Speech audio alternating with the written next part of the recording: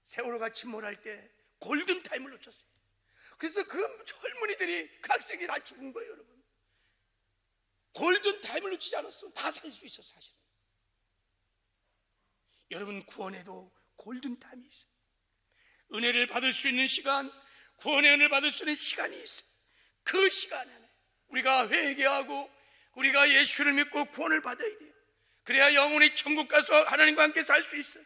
골든타임을 놓치면 지옥 가는 거예요. 그래서 찬송가에 보면요, 어두운 죄악길에서 목자 없는 양같이 모든 사람 길 찾아 헤맨다. 자비하신 하나님 독생자를 보내사 너를 지금 부르니 나오라. 이때라 이때라, 주의 긍휼을 받을 때가 이때라. 지금 주께 나와 겸손히 하래라. 지금 구원함을 얻으리. 지금이 여러분 골든타임.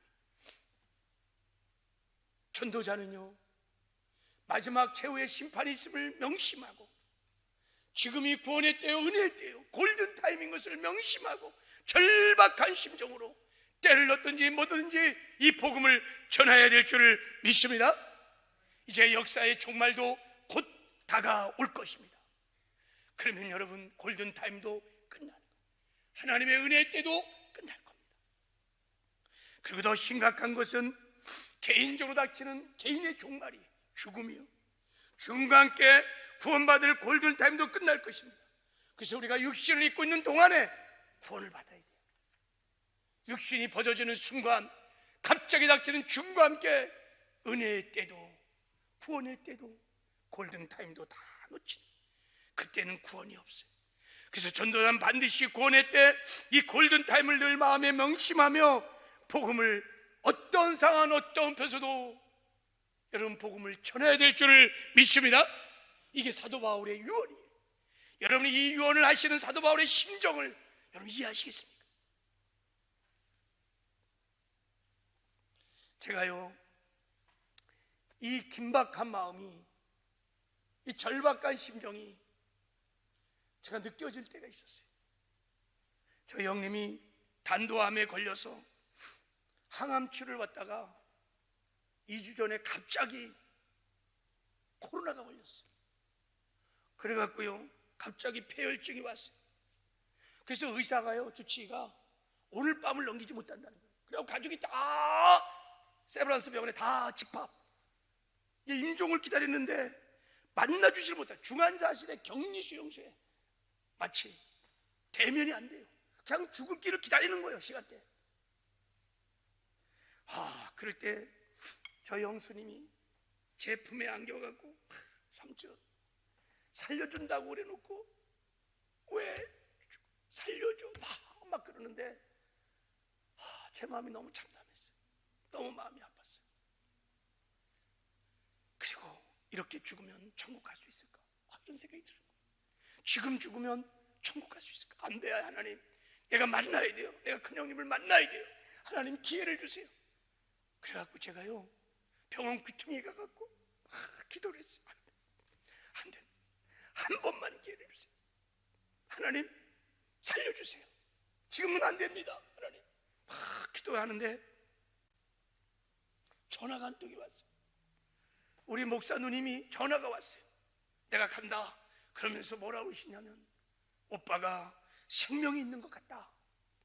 내가 환상을 봤는데 작은 어린아이가 바다를 막 계속 올라온다는 거예요. 여러분, 성경에서 바다는요, 죽음을 말해요. 바다에서 건짐을 받는다는 것은 구원을 받는다는 상징적 의미가 있어요.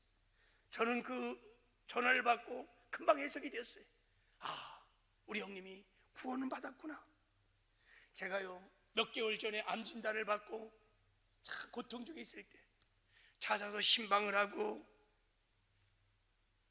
울면서 함께, 형님도 울고 나도 울고 같이 기도하고 복음을 전해서 눈물로 예수님을 영접했어요. 하나님이 그때 생각해 보니까 그 영접 기도를 들으시고 우리 형님을 구원해 주신 거예요. 만약에 제가 그때 복음을 전하지 않았다면, 골든타임을 놓쳤다면, 그리고 그날 바로 돌아가셨다면 천국을 못 갈 수도 있었을 거예요. 제가 본문 말씀을 묵상하며 철회 때 기도하는데 사도 바울이 마지막 이 유언을 하나님 앞과 산자와 죽은 자 앞에서 엄히 명하노니 때를 얻든지 뭐든지 복음을 전하라고 하는 이 사도 바울의 심정이 저에게 막 밀려오는 거예요. 그게 느껴집니다. 지금이 구원의 때다. 지금이 은혜의 때다. 지금이 골든타임이에요. 이 때를 놓치면 아무도 구원받을 수 없어요. 그래서 절박한 심정으로 사랑하는 아들 디모데에게 마지막 인종을 앞에 두고 말하는 거예요. 내가 너에게 험히 명한다. 너는 복음을 전해야 한다. 때를 얻든지 못 얻든지 상황과 형편과 상관없이 반드시 복음을 전해야 되느니라. 이 유언의 말씀이 느껴졌어요. 여러분 전도자들은요, 이 주님의 마음, 이 절박한 심정이 있어야 돼요. 그러면 우리도 사도 바울처럼 때를 얻든지 못 얻든지 어떤 형편든 간에 복음을 전할 것입니다. 내 사랑하는 남편, 내 사랑하는 아내, 내 사랑하는 부모님들, 자녀들 구원받아야 돼요. 지금이 하나님이 베풀으시는 골든타임이에요. 이 타임을 놓쳐버리면 누구도 구원받을 수 없어요. 여러분, 마지막 최후의 심판을 믿고 담대하게 복음을 전하는 저와 여러분 되기를 주님의 이름으로 축복합니다. 그리고 전도자가 가질 세 번째 마음은요, 주님의 제 이름을 소망하면서 복음을 전하라는 거예요. 사도 바울이 세 번째 무엇을 걸었냐면 그의 나타나실 것과, 즉 예수님이 다시 오실 제 이름을 걸고 내가 너에게 엄히 명하노니 복음을 전하라는 거예요. 무슨 뜻입니까? 예수님의 다시 오심을 정말 기다리면서 예수님의 다시 오심을 소망하면서 복음을 전하라는 것입니다. 여러분, 신랑 되시는 우리 예수님 다시 오십니다. 할렐루야. 주님 말씀하셨어요. 이것들을 증언하시니가 이르시되 내가 진실로 속히 오리라. 마라나타, 아멘. 주 예수여 오시옵소서. 여러분, 데살로니가전서 4장 16, 10절 너무 소망적인 말씀이니까 이건 한번 같이 한번 읽어보겠습니다.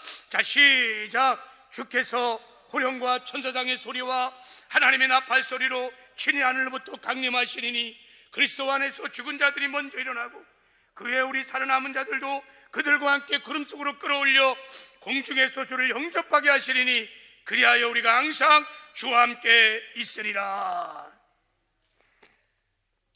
신랑 예수님은요, 세상 사람들에게는 심판자로 오시만 성도인 우리에게는요 신랑으로 오십니다. 할렐루야. 신부인 우리를 데려가기 위해서. 그래서 신랑 되신 예수님 오실 때 우리가 다 신부인 교회가 들림을 받고 어린 양의 혼인잔치에 참여할 것입니다. 그래서 어린 양의 혼인잔치를 치른 다음에 하나님이 주신 천년 왕국 그 안에 들어가서 예수님과 함께 천년 동안 그 영광을 누리며 왕노릇하며 살다가 새하늘과 새 땅 신천신지에 들어가서 영원히 하나님과 함께 살게 될 것입니다. 우리 생애 최고의 날, 최고 영광스러운 날, 최고 기쁜 날은 주님이 이 땅에 신랑 되신 예수님이 우리를 데리러 오시는 날인 것입니다. 그 여러분, 우리 생애 최고의 날이 다가오고 있습니다. 마라나타, 주 예수 오시옵소서. 신부인 교회가 주님을 기다립니다. 예수님 오시옵소서. 아멘이시죠? 그런데요, 사도 바울의 지금 이 유언은요, 이렇게 신랑 되신 예수님을 소망하고 기다리는 신부들이 명심할 것이 있다는 거예요. 그것이 뭐냐면 주님이 재림하는 데는 조건이 있다는 거예요. 그것이 뭐냐? 자, 마태복음 24장 14절입니다. 이 천국 복음이 모든 민족에게 증언되게 하여 온 세상에 전파되리니 그제야 끝이 오리라. 예수님이 다시 오시기 위해서는요, 이 천국 복음이 온 민족 가운데 증거되어야, 그래야 주님이 다시 오신다는 거예요. 그러니까 복음을 전하지 않으면 주님이 다시 오실 수 없다는 거예요. 복음을 전하는 것이 다시 오실 주님의 길을 예비하는 것입니다. 그래서 주님께서요, 십자가에 못 박기 직전에 사도 바울처럼 유언처럼 성찬을 명하시면서 말씀하셨어요. 너희가 내 살과 피를 먹고 마실 때마다 나의 죽음을 내가 올 때까지 전해다오. 마지막 십자가 죽는 첫날에 내 살과 이제부터 피를 먹고 마실 때마다 나의 죽으심을 내가 올 때까지 전해다가라. 이게 주님의 마지막 유언이었어요. 그래야 신부된 교회를 데리러 오십니다. 신랑 되신 예수님 신부인 교회를 만나고 싶어하고 데려가기를 원하고 영원히 천국에서 함께 살기를 원하십니다. 할렐루야. 신부인 교회는 신랑 예수님이 다시 오시기를 소망하고 있습니다. 신부인 교회가 신랑을 맞이할 최고의 준비는 복음을 전하는 것, 신랑 예수님을 최고로 사랑하는 길, 다시 오실 예수를 준비하는 것, 신부를 단장하는 것, 그것은 여러분 복음을 전하는 거예요. 이게 사도 바울의 마지막 유언의 말씀입니다. 내가 신랑 되신 예수를 소망하고 기다린다고 하면서 복음에 관심이 없다? 그것은 산소망은 아닐 거예요. 어쩌면 가짜일 수 있는 거예요. 주님을 다시 오심을 기다리는 신부들은 주님의 심정으로 때를 얻든지 못든지 복음을 전합니다. 어떤 대가를 지불하고 희생을 치를지라도 전도만큼은 포기하지 않아요. 김영열 권사님처럼 전도만큼은 포기하지 않아요. 다른 거 다 포기할 수 있어도 전도만큼은 포기할 수 없는 거예요. 왜요?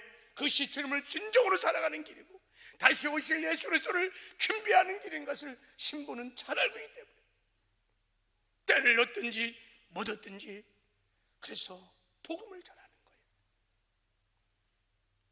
이 사도 바울이 있었던 이 마음이 우리 모두에게 부어지는 은혜가 있기를 주님의 이름으로 축복합니다. 신부인 교회가 열심히 복음 전하다가 전도의 현장에서 다시 오실 예수 그리스도를 맞이하는 영광의 만남이 있기를 주님의 이름으로 축복합니다.